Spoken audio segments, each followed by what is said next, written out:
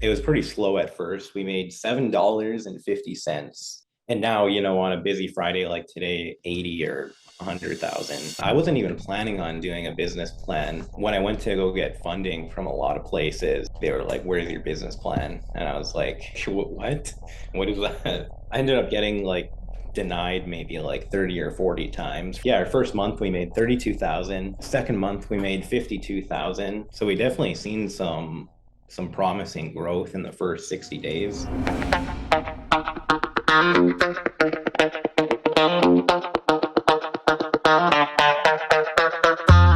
Where are you guys based? You and I have never talked, so I Yeah. would love to hear a little bit about what you're up to, what your story is. We can kind of dive right into it. Yeah, so my store, Mountain View, is a gas station in Thunder Bay, Ontario. It's actually on a reserve for William First Nation. It's like basically a part of Thunder Bay because it's so close to the city. We can provide low cost fuel. We have actually a tax advantage. We're not required by law to pay HST on anything. So that's why our fuel usually, if I convert it to gallons, we're about like $2 less a gallon than any other store in the area. Wow. So if What you is can, HST tax? It's like a oh, tax that gas stations have to pay.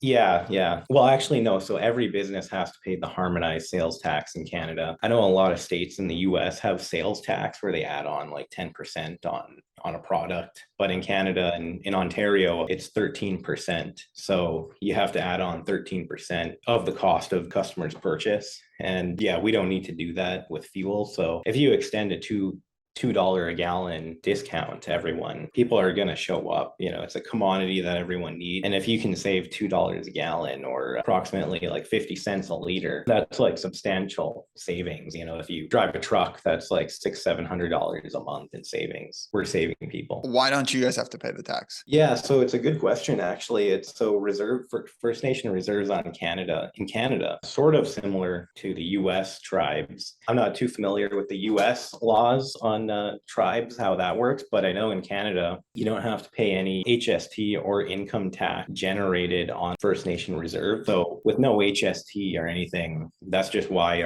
all our products are lower than what you can find anywhere else in town. It's the same gas, same products. It's just significantly less. We Are do you big. part of the tribe, or is the gas station owned by the tribe, or how did this happen? Yeah, in Canada we call them reserves, but yes, I am part of the band is the legal term by Canada. I am part of the reserve. Opened my gas station approximately 2 years ago. Started with 2 pumps. We grew it to 9, and yeah, we're expanding with car wash and a newer building as well. So our main projects right now. Nice. Is there a name to the band, like in the US, like we have like the Navajo Nation and Yeah. So each reserve has a different name. Ours is called Fort William First Nation. And there's other ones in the area here, like Lake Helen or yeah, like Eagle Lake. Like there's actually a ton of reserves in Canada, but mostly they're really far and remote. They're not near like big cities like where I am. so yeah, so the benefit here is, did you grow up on the reserve? No, I didn't actually. I just grew up in Thunder Bay. All my buddies are from Thunder Bay. Went to school for business in Canada's capital, Ottawa. Went there for 3 years. Actually, I deferred my last semester because I had the opportunity to own this gas station and start it. So I took it because I just thought that the opportunity for this gas station most likely isn't going to last forever. But I knew that if I wanted to go finish that last semester in college, I could always do that. The college is always going to be there. But Yeah. instead, I chose my gas station instead. So Tell me about the first 60 days. How'd you get started? yeah, so the first 60 days was pretty interesting actually. So we started in May 2020. It was like the bottom of the pandemic with all the COVID restrictions and everything. We started it up. I have a business partner, my buddy Ziad, me and him started it. He's also from Ottawa. So when we were opening the store, I was like, "Hey, I'm just opening this store. You still want to do this?" And he's like, "Yeah." And he had moved from Ottawa to Thunder Bay, which is about maybe about a 16-hour drive. And so we opened up. It was pretty slow at first. We made $7.50 on our first day in business. And now, on a busy Friday like today, it can be like a lot more than that, maybe like 80 or 100,000. Yeah, our first month we made 32,000. Second month we made 52,000. So we definitely seen some promising growth in the first 60 days. It was pretty difficult though, because we had no staff. So it was just me and him working there every single day, like open to close. And I just remember after I think the first 3 or 4 weeks, I was like, yeah, like how am I gonna do this? And just like working every single day, open to close, and then working after that too. Like we'd really only get like 5 or 6 hours of sleep. I'd pretty much open my eyes and have to do it again. So were there pumps already there? You guys had to build the pumps. How did this actually work?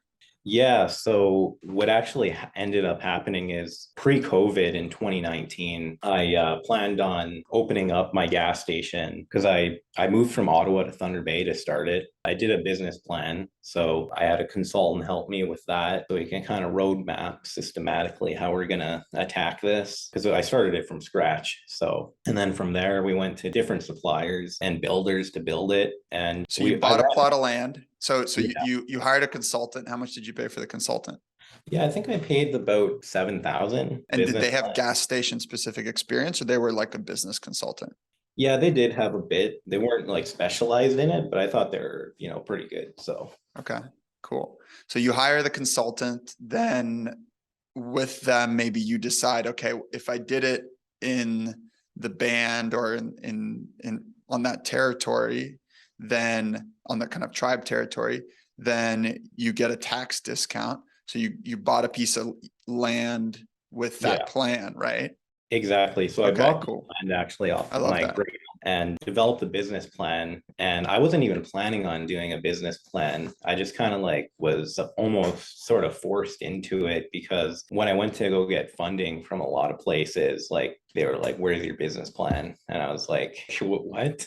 What is that?" And so, anyways, I looked into it. It didn't look too difficult. I learned that there's a lot that goes into a business plan. It's pretty in depth, but I ended up getting like denied maybe like 30 or 40 times from different lenders, investors, people that were going to finance the project with that business plan, and we ended up finding funding for it anyway. So I mean, From that's who? Who funds this kind of project? yeah, it's a lot of different avenues of funding we went to. So we went to few investors, lending agencies. We had another band, well, actually, I guess another tribe. They were going to finance the project and have like an equity stake in the business. They gave me a term sheet and everything. And then we had another, I guess, real estate guy give an offer to finance the startup of the business. And so we were choosing between those two. And then Ziad's brother, my business partner, his brother does real estate and he knew what we were doing and we wanted to get a little bit better terms on the financing. So we went to his brother and said, like, look, like this is what we're getting offered now. Like, can we do anything better than this? Because, when you're first starting any type of startup or small business, I'd say it's pretty risky and the investors do need to have a pretty good return. So it was pretty expensive money. So we went to him, got a better deal. He ended up financing our project, which was about $250,000 when it was all said and done, just to start and operate the gas station. And then a year after that, we ended up meeting another wholesaler of fuel, and he ended up putting a lot of capital into it and expanding us to 9 pump. So the 250K helped you buy the land and the first two pumps, right? And Yeah, then and you started the business and ran it for a year and raised how much more money to do the other 7 pumps? I think we raised in total to date about 2.4 million. These gas stations, they're pretty capital. It's a very capital intensive business to get into. Like you just can't really bootstrap your way into it. You pretty much, need to find a form of financing to operate a gas station. But to answer the question, it costed about 1.1 million for our expansion. And what were the terms for the original investor? Give us a sense of like, how do you structure one of these deals if somebody else wants to go out and start a gas station? What were some of the structures that you saw for that first 250,000? Yes, it was pretty good. It was basically just an interest loan we paid back with a royalty. It was about 2% of our revenue, so it was pretty manageable. Gas stations do have low margins, but mainly our tobacco and smoke sales are like most of our profit. Gas is just used to pay for everyday overhead, payroll, overhead, marketing, and debit and credit fees. So pretty much everything in store that we make is all profit. Oh, wow. That's really interesting. I want to come back to that, but so you're obviously in school, you hired this consultant, Yeah. and now you know you need to go raise $250,000. Like, how did you even meet 40 lenders or investors? Like, did you just start knocking doors? Did you start asking friends? Did you know people that you could reach out to? No, I actually didn't know anyone to reach out to. I just kind of knew that it was possible because just how much money is out there, Like I remember hearing from someone, there's unlimited money and capital out there pretty much. There's money being created every day. And I knew that to get my hands on $250,000 wasn't going to be impossible. And I knew that the idea logically made sense. Like, it wasn't really a far out idea of maybe some entrepreneurs have maybe in the tech space. Some can be pretty far out there and cool, but Sure. a gas station is pretty standard and everyone needs it. So I ended up going to, I'd say 30 or 40. The first 10 were just hard no's. Like they just didn't believe in the market. I think they said the market was too saturated. And that obviously wasn't true. We're a pretty big player in the space now. I think we have about 35% market share of the entire area. Wow. 100 Bay Area, yeah. That's amazing. So let's go back to what you were talking about earlier. Where is all the money made in gas stations? So to put in short, store sales, when you walk inside of a gas station, you buy a candy bar, you buy pop, smokes, scratch tickets, whatever else. That's where all the profits generated in a gas station. You can make money on gas or you can make nothing on gas. Because if your strategy is price as low as you can, get as many people as you can in and out of the store, you can do high volume of store sales and high volume of gas. You don't make anything on the gas, but you gain customers, you grow market share. And, we kept our gas pretty low the first 2 years just to gain market share and everything. It can pay for, there is money in gas, but I would say 95% of the profits in stores. Do you sell alcohol? No, we can't sell alcohol right now. There's a lot of different rules and legislation in Canada regarding alcohol. So the only people who can sell alcohol, I believe in Canada, are LCBOs, it's called, and they're government ran alcohol stores. Mm-hmm. Sometimes they'll let you lease a LCBO inside of your store, but other than that, no, like only the government in Canada can sell alcohol. Got it. So give us a sense of some numbers, like how much revenue per month do you guys generate? How much could be expected as profit? How much comes from the gas station versus the store? Yeah, so we do about 1.5 to 2 million a month right now. That's amazing. Yeah, and it's still growing. We've actually been growing at 17% a month since we started. And most of that is gas sales. About 2/3 of that revenue is gas sales. So about 400,000 or 500,000 of that is store sales, which is basically all profit. We have about 30% margins in store. So that's about 150,000 in gross profit plus the gas. We do spend a lot on payroll, about 50,000 a month. That's basically our biggest cost. Because we have about 31 people working at the store. But other than that, the overhead is pretty low and the credit and debit terminal fees are pretty low. So just getting the payroll costs in control are the main thing. Yeah. So paint a picture for me. Is it like, so I've been to some of these stores in the US, like some of these big chains now that have formed, like Pilot. I don't know some of the other ones, but I'm sure you recognize that name. You go there, it's a huge gas station, and then they have like a huge store and pretty nice stores. Am I imagining a big store for you guys? Is it like small, kind of more of like a US liquor store or corner store? What does it look like? So the gas station itself is pretty large. We have 9 pumps. We're building a new building that's going to be pretty large as well. But as of right, we're operating out of a smaller building right now that we just started out with. So I would say the store itself is pretty small, but the gas station is pretty big. And we actually have pay at the pump. So when the gas attendant pumps their gas, they can actually pay for it right at the window. The customer doesn't even need to get out of the vehicle. And that's how we're able to serve so many customers so quickly in a day. Because if they were all to come inside and pay for their gas, they would be on line so long, and we just want to get them in and out. Yeah, that makes sense. Possible. That makes sense.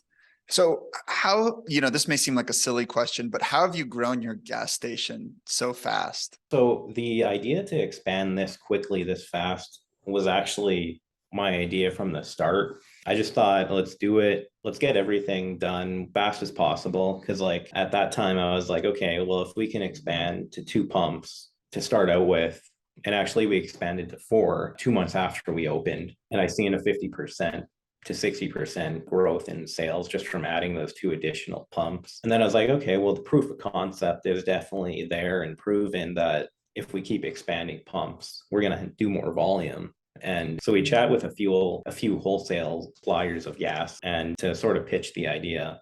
A lot of them said no, or a lot of them were kind of entertaining it, but too many meetings and too much talking about it, not enough actually getting it done. Then we ended up meeting Centex Petroleum, got on a call with the owner of that company. He liked the idea, I would think, like pretty much right away. And then we got started pretty much about a month later, construction started. But it was pretty interesting when we went to Centex. It was kind of just like we did one call with him, I think, for a few minutes, and he was open to the idea and just wanted to do it right away. So it's pretty funny sometimes how things can happen so quickly. And then other times, you're doing meeting after meeting and they want Sure. You get a bunch of no's, nobody's yeah. interested. And then you just find the right person on the right day and Yeah, exactly. Yeah. get the money that you need. I assume you guys don't do any marketing. The cost of your gas probably attracts people, and there's probably a word of mouth or easy way for people to find, like Gas Buddy tells you, hey, these guys have the cheapest gas. So people will go out of their way to drive to you. Who are your customers? Is it just kind of general normal people, or is it like mostly transportation drivers or like industry folk, or just kind of everyone? I would say, well, our customers are price conscious consumers because, they're taking the drive out to my store to save that extra 50 cents a liter or $2 a gallon savings, which is very substantial. I would say mostly everyone, because we have about a population of 110,000 people in town, and we have 15,000 people coming to the reserve every single day for gas, smokes. So we turn the entire city population around in like 1 week. So I'd say mostly everyone So comes 15,000 people a day? comes to the reserve. Yeah. There's also 5 other gas stations on the reserve, but I'm one of them. Yeah. And how many people per day come to yours approximately? I would say anywhere from 1,000 to maybe 1,700 a day, depending on what day of the day it is, week it is. So how do you grow a business like this moving forward? Do you, I know you mentioned car washes. Do you add more pumps? Maybe you can tell me a little bit about how you're thinking about the car wash or adding services. Are you thinking of adding any new locations? Tell me a little bit about how you think about growing this business. Yeah, growing the fuel business itself, we've actually already started looking at new gas stations in the area, sort of in the northwestern Ontario area, mainly just starting new gas stations. We got 2 new projects on 2 other reserves in the area actually opening up. It's still in the early stages, but that's how we plan to grow, because there is going to be a ceiling with this specific gas station. It can't grow forever. The population's only what it is, and people only need so much gas. So I think we could probably double or triple from here. But then after that, it's probably, pretty close to maturity, that single gas station. So we would have to expand elsewhere, new gas stations. Would you recommend others start gas stations, or do you feel like your position as part of the tribe is like a particular competitive advantage and maybe other gas stations aren't as successful? So I guess, do you recommend other entrepreneurs start gas stations? How do you think about it? Generally, no, I wouldn't recommend it. Yeah, I would say it's a pretty good competitive advantage because you have to have a lot of things in line. So if you want to open up a gas station on a tribe or a reserve, it has to be a big population around you. And for a lot of reserves, that's just not the case. Like they're pretty remote places usually. And not only that, you got to have the experience and the know-how and the drive to actually get it done. And then actually operating it is another thing, which is pretty difficult. So I would say generally, no, it's a pretty cutthroat business to get into for any type of first time entrepreneurs. And just out of my curiosity, how much is a liter of gas when you buy it wholesale? And then how much are you selling it at the pump? And how much are others selling it at the pump? Yeah. So when we get fuel, it comes from Suncor, which is the biggest energy company in Canada, I believe in the UK and the US as well, Shell or Suncor. We get our gas from them or Imperial Oil. There's a few other suppliers. They're all usually within maybe 1 or 2 tenths of a cent, like basically like 1/10 of a cent spread between all those suppliers. And we usually put a like maybe a 6 or 7 cent markup on the fuel. Got it. So it's not a big profit margin on the gas specific, because right now I think we're selling for $1.40, but we're only taking home like a few cents of that. So people think whenever we raise the price of gas, the gas stations are just raking in a lot of profit, but we're actually not. Like our margins don't change whether it's $3 a gallon or $10 a gallon. That's a good message for people to understand. There was actually a pretty funny tweet from the US president recently. I don't know if you saw this. He was like demanding that gas stations lower their prices. And that's just such a, I like, whether I'm a fan or not, like, I think that's just an embarrassing lack of understanding of like how energy prices work and gas stations work, and, making them seem like the enemy is just like, they don't have that much margin. They don't have that much control over what's going on, right? There's so many other factors leading up to them that are actually the real impact. So that was kind of funny to see. And it's interesting to hear you validate it. Yeah, it is. It is. Are there any gas station companies that you look up to that you think they've done a really great job, and why? Probably my fuel supplier, Centex, I think is pretty interesting. Centex Petroleum, they're a fuel wholesaling company. Read their story before they expanded my station. Basically, the owner, Al Noor, and his father, I believe, started a single location SO station in the Calgary area, and then just expanded that to, over hundreds of gas stations in the past maybe 30 years or so. I just thought that was pretty interesting, starting with one and then getting to 10, 50, 100. Is that your ambition? What do you think you're doing in 10 years from now? Yeah, I think I'll definitely will be in the gas station business now that I understand it very well. I understand the ins and outs of it, and I enjoy it too. I really like going to work every day. It's like, it's something new every day. No day is the same. I would say in 10 years, though, aside from the gas stations, I actually did a bit of research on you with Enduring Ventures, your holding company. I was actually planning on thinking about doing something similar, having a holding company buying out small, maybe medium-sized businesses in any sector. It doesn't have to be gas, but I'd have to understand the business. I personally don't really like, or it's not that I don't like it, I just don't really understand real estate too much. So I would think I would stick to maybe retail or small businesses in general. That's what I hope to be doing in 10 years.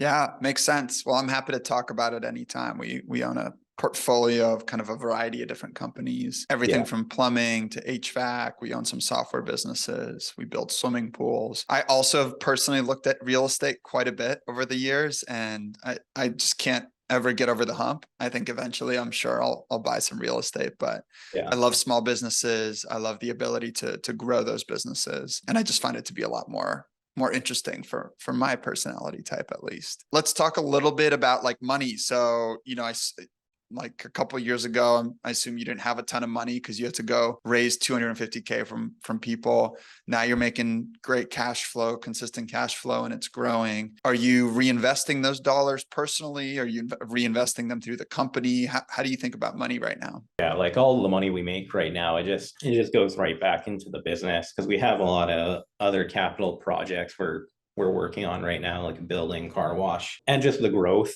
we're experiencing, like this much growth in a short amount of time period. We have to keep on purchasing more inventory. So like if we go through like 100 smokes a day, next month we'll be doing 120. So we need the cash flow to purchase that extra inventory and hold on to our inventory so we can service all the customers. Got it.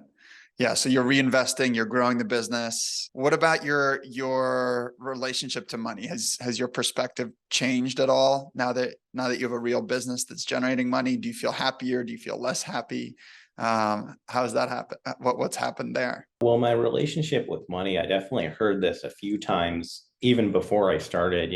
Raising a small amount of money is a lot more difficult than raising larger amounts of money. and definitely found that to be true. I was like fighting tooth and nail to get the gas station operational when we first started doing small loans, trying to get $60,000 loans from this place, this institution, 100,000 from another. And I just thought that was the most difficult aspect of raising any type of money. And then when we got to our later stage where we were already in business, we were going to expand. It was a lot easier to get someone to look at our vision, see we can do it, and then invest in us to expand. And it's been going good so far. Yeah, I've definitely seen that over the years. You know, when I had to raise money early on, it was incredibly hard. And I was also super young.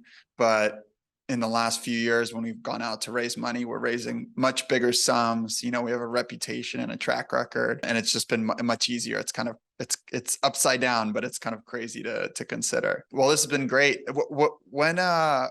Is there anything else you want to share with folks? So obviously, I'm a young entrepreneur. I would say if there's anyone that wants to start any type of business, I would just say, go out and do it one step at a time. You definitely got to do it one step at a time. If you try sort of doing it all in one day, it's kind of like jumping up a ladder. You'll slide back down and you actually made no progress. So I would say take it one step at a time. And that's how I do it. One step at a time, and you learn a lot and you make mistakes and then you adjust. I've also felt that experience. Appreciate you sharing that. Is there any way you want people to get in contact with you over email or Twitter or anything like that? Or yeah, sure. Email, Twitter would be the best. My Twitter handle is KCCJ12. My name is Kris Danielson. You could probably find me on any other of the social medias. If you type that in, KRIS Danielson, you can reach me there. All right, Kris. Well, this is Kris from Mountain View LP gas station. Has built a really incredible business in the last couple of years. Really appreciate you sharing with us, man. Yeah, thanks for having me on. And that's it for this week's episode of Boring Businesses. I'm your host, Sieva Kozinsky. Thank you for watching or listening today. Any resources we mentioned during the show, we'll make sure to link in the show notes or below the video. If you're listening to this on Apple or Spotify, please leave me a review. It really helps me learn, and it allows other people to discover the podcast as well. Thanks again, and make sure you hit the subscribe or follow button if you haven't already. I'll see you next time.